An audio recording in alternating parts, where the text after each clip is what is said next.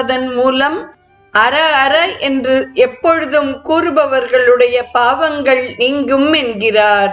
சுந்தர என்கிறார். சுந்தரம் என்றால் அழகு, முருகு என்றாலும் அழகு.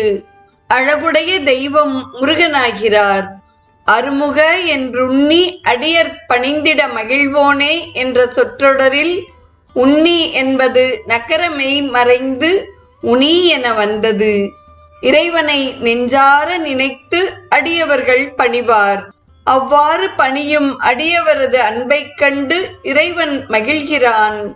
பணிதல் நினைவுடன் கூடியிருத்தல் வேண்டும். நினைவு வேறுபட்ட தொழுகையை இறைவன் ஏற்றுக்கொள்வதில்லை. நினைவோடு பணிபவர் வினை துகள்பட என்பார் கொலு வகுப்பில். நினைப்பது மனத்தின் தொழில், பணிவது காயத்தின் தொழில்.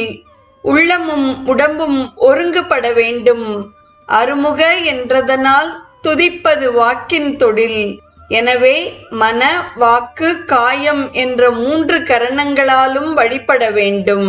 கருதரு தின்புய என்ற சொற்றொடரின் மூலம் முருகனுடைய புயங்கள் ஆற்றல் கொண்டவை, வீர மகள் தழுவிய புயங்கள், எண்ணுதற்கரிய வலிமை உடைய புயங்கள் என்று கூறுகிறார்.